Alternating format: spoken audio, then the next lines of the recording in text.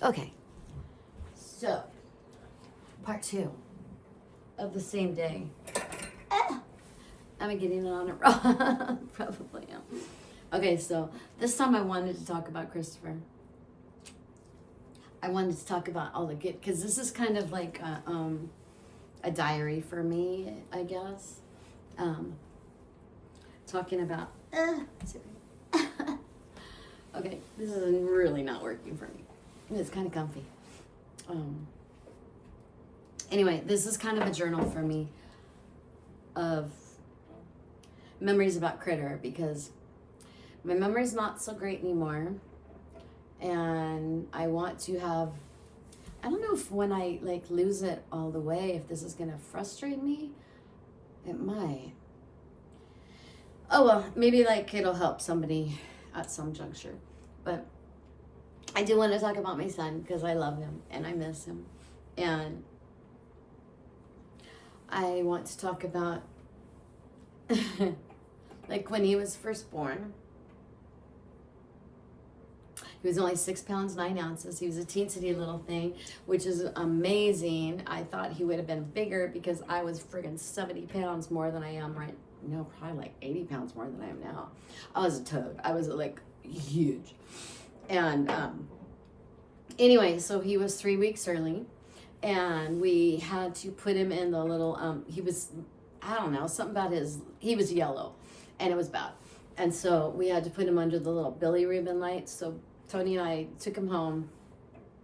Boring about the whole story, but anyway, so we took him home, and he had to be under the billy ribbon lights. So that means his like liver thing was messed up. So we had a little incubator for him, and my mom and I like fashioned a little like thong kind of thing for him, because we wanted to protect his privates. Oh, in case he had grandkids for me.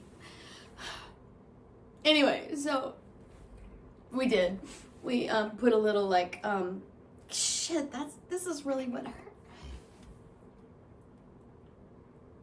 So we put a little mask, like we all wear now, and to protect his little private. So in case he could have kids sometime.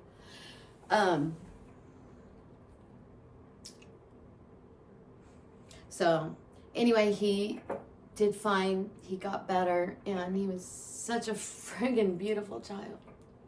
God, I mean, you know what he looks like.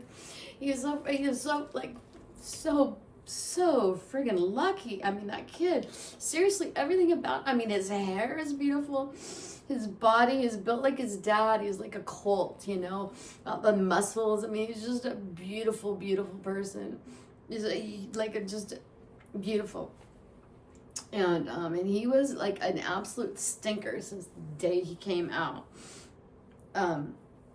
When he was about, oh gosh, maybe like less than a month old, he and I took a trip up to Wenatchee to see my grandma and my papa, my mom's parents. And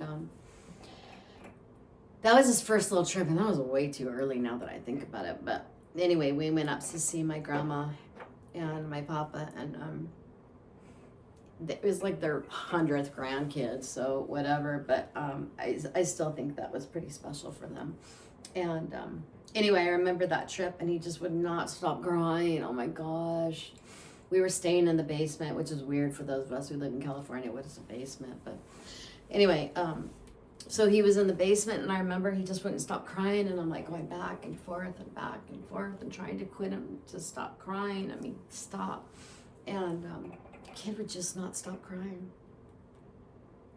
But I don't think that I like the amount of, how do I say this? Like how there were such extremes. And I guess that's just my way. I mean, everything's an extreme.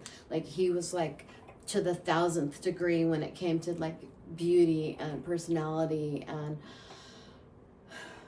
just everything. I mean, he's like such an extreme, but then when he went down, it was like how much further down can you friggin' go? I mean, he lived in a hole.